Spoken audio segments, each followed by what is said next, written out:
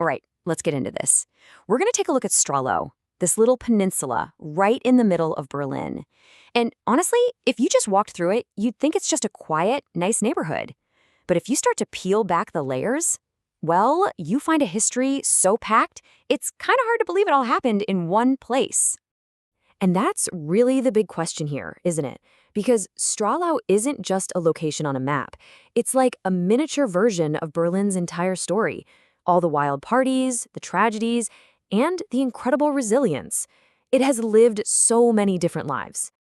So first things first, where exactly is this place that seems to be hiding in plain sight? Okay, so here it is, tucked right between the River Spree and the Rummelsburger Sea, super close to the busy Ostkreuz station. And yeah, today it's this peaceful, modern residential area. But this map here shows you what's really going on. Every one of those points is a clue to a different era, a different life, from a sleepy fishing village to a roaring industrial zone. So let's rewind the clock and talk about Stralau's first big identity, being the ultimate getaway for Berliners, a place famous for legendary parties and, kind of surprisingly, for some very deep thinking. The thing that really put Strahler on the map was the Strahler Fischzug. That's the Strahler Fish Hall. It all started way back in the 16th century as a pretty simple tradition to celebrate the end of the fishing ban, but over the next 300 years, it grew into one of Berlin's biggest, loudest, and most famous public festivals. And when I say big, I mean absolutely enormous. At its peak in the 19th century, this tiny little slip of land would host up to 70,000 people for the festival. Can you just imagine that? Beer gardens, taverns, music, and just thousands and thousands of people celebrating on the riverbanks. And you're not gonna believe this, but the party actually got a little too out of hand. Yep, in 1873, the government had to step in and just ban the whole thing. The official reason was excessive revelry. A tradition that lasted for centuries was literally canceled for being too much fun. But while Strahler was famous for these huge parties, it was also a place for some really profound thinking.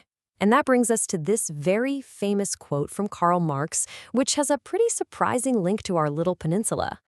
That's right. Decades before the festival was shut down, a young Karl Marx, still a student, spent the summer of 1837 right here. His doctors literally prescribed him a trip to the quiet fishing village to rest. It's just an amazing contrast. The guy who would go on to write the Communist Manifesto was just quietly reading and walking through the exact same streets that hosted Berlin's wildest party. And this whole period really sets the stage for Strahlow's next life. The peaceful escape for partiers and philosophers was about to be totally drowned out by the smoke and noise of the Industrial Revolution. Right around the mid-1800s, Strahlau's spot on the water made it the perfect place for factories. And soon enough, the whole peninsula was covered in them. They were making everything: glass bottles, carpets, beer, and, most importantly, palm kernel oil. A huge symbol of this time is the palm kernel spiker, or the palm kernel oil storehouse. This massive building was basically an engine of industry built to process palm kernels, which was a key ingredient for making margarine.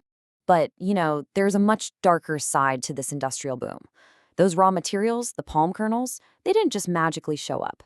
They were imported from German colonies in West Africa, part of a whole colonial economic system that was built on exploiting natural resources and, of course, people. And what happened to this building is the perfect example of how much Strahler can change. Just look at the palm kernel spicer now. What was once this huge industrial factory processing goods from the colonies has been completely transformed. Today, it's full of high-end loft apartments, a centerpiece of this modern city on the water. So, the 20th century brought all this industry, but it also brought terrible conflict. Strahlau's factories, which were once these symbols of progress, became tangled up in the absolute darkest chapter of Germany's history. During World War II, the Nazi regime used Strahlau's industrial power for its war machine. And they did it with forced labor. Men and women from all over occupied Europe were brought here, against their will, and forced to work in just horrible conditions. Just let this number sink in for a second. In just one of the labor camps on the peninsula, there were barracks for 530 forced laborers. And that was just one of thousands of camps like it all across Germany. And these laborers came from everywhere. People were stolen from their homes in the Soviet Union, Poland, France, the Netherlands, and what was then the Protectorate of Bohemia and Moravia. It's just a grim reminder of how far the Nazi regime's crimes reached. But, and this is so important, even in that unbelievable darkness, there were these incredible acts of bravery. A family that lived on Stralau, the Wilhagens, were active in the resistance. A woman named Anna Wilhagen risked absolutely everything to save 2 Jewish people and 2 forced laborers who had escaped. It's a story of incredible courage. After the war and the division of Berlin, Strahl's industrial life just kind of faded away. But then, after the Berlin Wall came down, the peninsula was ready for its latest and maybe its most stunning transformation yet. After Germany was reunified, the last of the old factories closed down. For a little while, Stralau was pretty much an industrial wasteland. But then, developers started to see its potential. The entire peninsula was reimagined and rebuilt into the quiet, waterfront neighborhood it is today. And it's super popular with young families. And through every single one of these changes, from fishing village to party central to industrial powerhouse to a site of wartime horror, and finally to this modern suburb, one thing has stood and watched it all: the old village church, built back in 1464. Its tower was damaged in storms over the years, and now it leans at almost 5 degrees. Get this, that's actually more than the Leaning Tower of Pisa. It's really the perfect symbol for Stralau. It's ancient, it's scarred, it's leaning, but it's still standing, a silent witness to every single one of the peninsula's many lives. You know, the story of Stralau really shows us that history is everywhere. It's layered right under our feet, even in places that look totally ordinary. So it kind of leaves you with a question.